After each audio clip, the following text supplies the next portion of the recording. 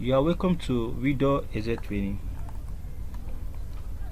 Today we'll be looking at elements of a worksheet. The first element we'll be looking at is called a workbook. A workbook is a file in a spreadsheet package.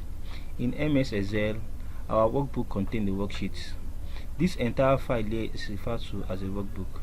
Just like you have it in MS Word, a file in MS Word is called a document, but in Excel, our file is referred to as a workbook. The next element is worksheets, or simply put, sheets. A sheet is a page in a workbook. If you come down to your worksheet tab here, you can see we have sheet 1, sheet 2, just like saying you have 2 pages. But we don't call it a page in Excel, we call it what? A sheet, or simply put, a worksheet. The worksheet is made up of grids of column and row. The next element we'll be looking at is a cell. A cell is the intersection of a column and a row. This is a cell, this is another cell. You have this column intersecting this row, that is a cell. We have this column intersecting this row, that is another cell. The next element we look at is cell address. Cell address is the name given to a cell. It consists of a column and a row heading. That is, if you look at this cell now, the column heading is B, the row heading is 5. So this cell address is what? Is B3. So on the name box we have B3 there. If you come down to this place again, this column heading is F, the row heading is 8. So come down. The next element is called range. Range simply means group of cells. For example, if you have this is an example of group of cell. Or if you have A1 colon A10, this is also a range of cells.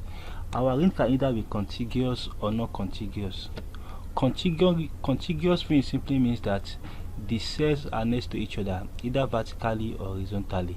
Example is E1 to E5 is an example of contiguous range. So if you have E1 colon E5, this is an example of a contiguous range because they are next to each other.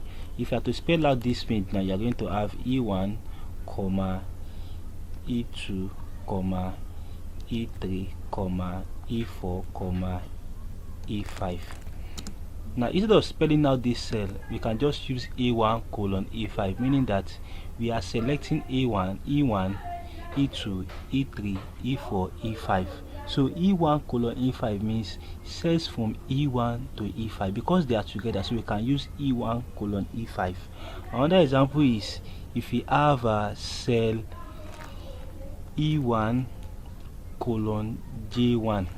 If you look at this cell as well, this range of cell as well, it's also a contiguous range because they are also next to each other. If you look at it, you have E1, F1, G1, H1, I1, J1. So this is also an example of what? Of a contiguous range because they are next to each other. So we can write it as E1 colon J1. The next example of range that we have is non-contiguous range. Non-contiguous range simply means that they are not next to each other. Example is if you have cell G1 comma H4 comma J8. This is an example of a non-contiguous range. If you are to select this range now, we click on G1. To click on the next cell, which is H4, you have to hold down your control key, then you click on what? H4. Hold down your control key, then you click on what? G8. So this is an example of a non-contiguous range.